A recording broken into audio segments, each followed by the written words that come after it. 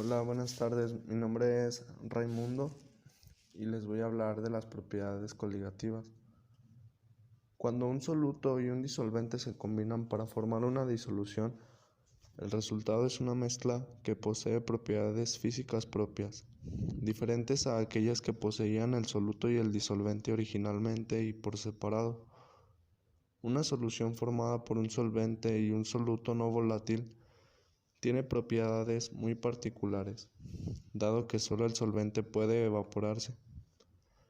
La concentración del soluto altera algunas propiedades físicas de la solución llamadas propiedades coligativas.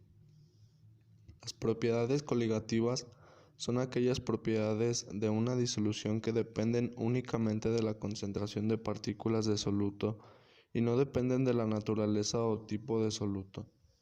Están estrechamente relacionadas con la presión de vapor a una temperatura dada, que es la presión que ejerce la fase de vapor sobre la fase líquida sólida cuando el líquido se encuentra en un recipiente cerrado, en equilibrio con la fase líquida sólida. Son función solo del número de partículas y son resultado del mismo fenómeno. Las cuatro propiedades coligativas son: descenso de la presión de vapor del disolvente, elevación ebulloscópica, descenso crioscópico y presión osmótica.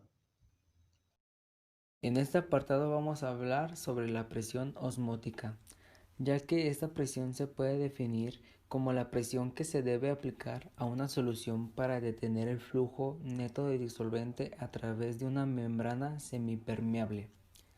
La presión osmótica es una de las cuatro propiedades coligativas de las soluciones.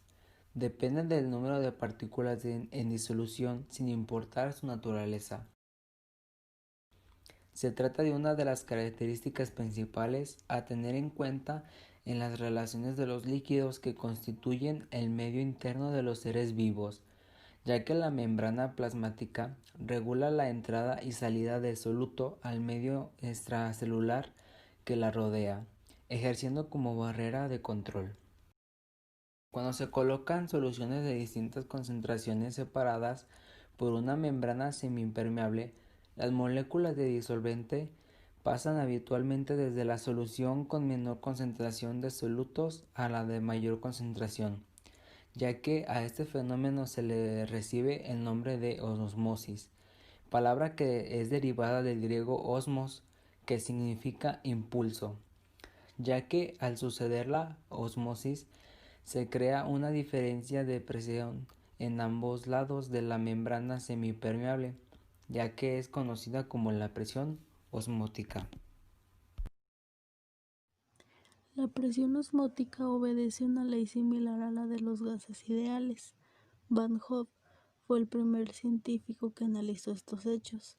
De acuerdo a la ecuación de Van Hoff, se observa que a temperatura constante, la presión osmótica solo depende de la concentración de partículas y no de la naturaleza del soluto. Por eso la presión osmótica es una propiedad coligativa de una solución. Un ejemplo muy sencillo es agua más azúcar, el agua actuando como disolvente y el azúcar como soluto. El disolvente es la sustancia que permite la dispersión de otra en su seno. Como se vio, la presión osmótica se define como la presión hidrostática necesaria para detener el flujo de disolvente a través de una membrana semipermeable que para dos disoluciones de diferentes concentraciones.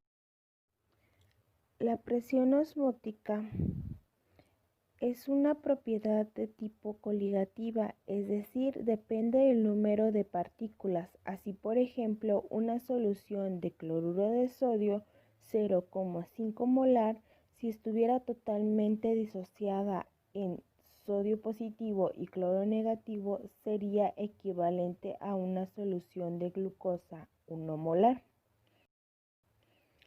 Las soluciones hipertónicas son aquellas que con referencia al interior de la célula contienen mayor cantidad de solutos y por lo tanto menor potencial de agua. Las hipotónicas son aquellas que en cambio contienen menor cantidad de solutos o en otras palabras mayor potencial de agua. Las soluciones isotónicas tienen concentraciones equivalentes de solutos y en este caso, al existir igual cantidad de movimiento de agua hacia y desde el exterior, el flujo es nulo. Solución isotónica.